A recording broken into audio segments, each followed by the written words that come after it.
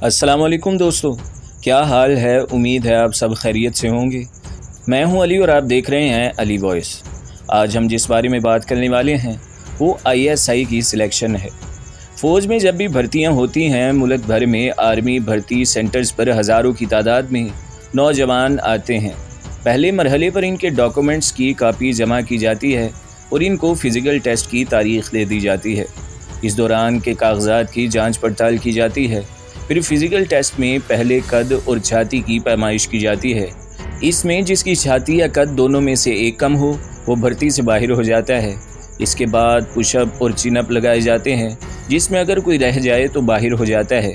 इसके बाद एक 6 फीट के खड्डे के ऊपर से जंप लगानी होती है। इसमें भी जो ना लगा सके वो बाहर हो जाता है।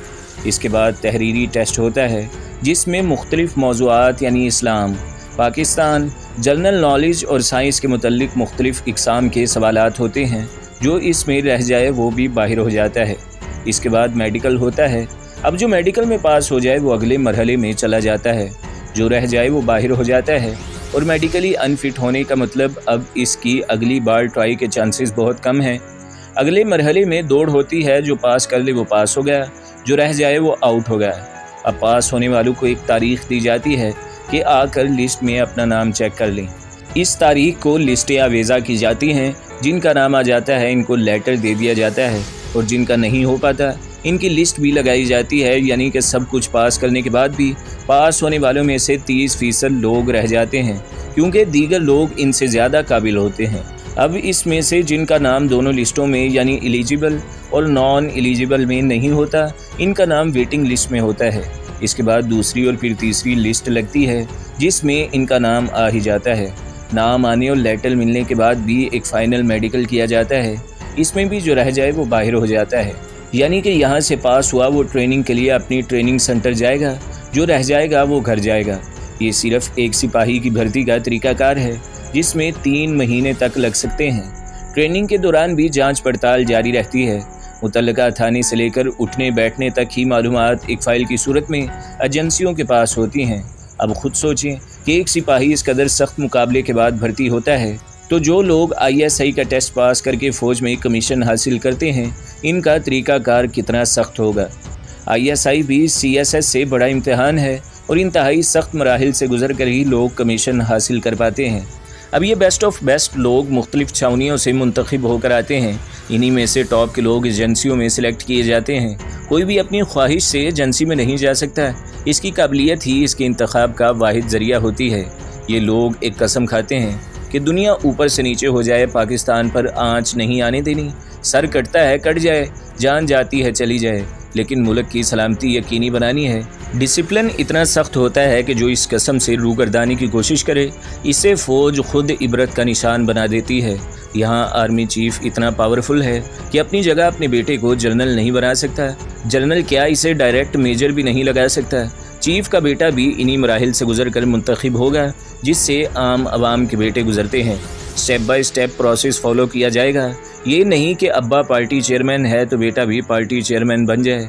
ऐसी बातें करने वाले बस फ़ौज को बदनाम करते हैं कि सिफारिश से होता है। ये सब बताने का मकसद ये है कि एक सिपाही पहले दिन से लेकर 18 साल की सर्विस में इतनी हुब्बुल वतनी का दर्द सुनता है कि इसकी रग रग में पाकिस्तान बस जाता है। इंसान तो दूर की बात है, आप किसी कुत्ते को 10 दिन की रोटी दें, वो भी आपका वफ़ादार बन जाएगा। फिर फ़ौजी तो फ़ौजी है, इंसान है। इंसानी फितरत है कि इसे दिन रात जिस चीज़ के मुतल्लिक ज़्यादा बताया और समझाया जाए, वो इसके दिलो दिमाग पर छा जाती है।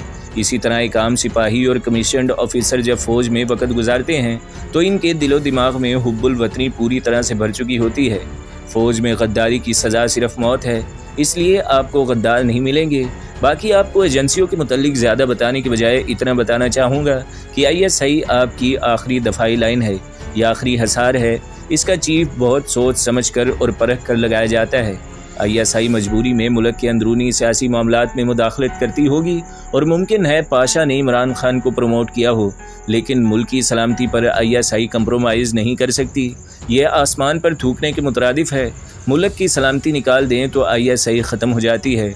मुल्क की सलामती ISI की रूह है और इंटेलिजेंस का चीफ इसकी शनाख्त है।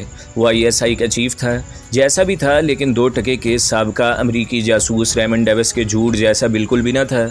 जमा खातिर रखिए, ISI वालों को मालूम है कि मुल्क है तो वो हैं, इसलिए पाकिस्तान पर आंच तो वो अल्लाह के करम से आने नहीं देंगे। हाँ, वक़्त के लिहाज से जहाँ फ़ैसला इनको मुल्क के मफाद में नज़र आता है, वो बाकायदा जांचने और सोचने के बाद ही वो कदम उठाते हैं। अब आप एक एजेंट की कहानी को सच मानकर ख़ुद को गैर महफूज और नाकारा मुल्क के शहरी समझते हैं, या ISI पर यकीन रखते हुए ख़ुद को दुनियाई इस्लाम की वाहिद एटमी क़ुव्वत और इस्लाम दुश्मनों को नाको चने चबाने वाले पाकिस्तान का काबिल फ़ख्र सिपाही मानते हैं।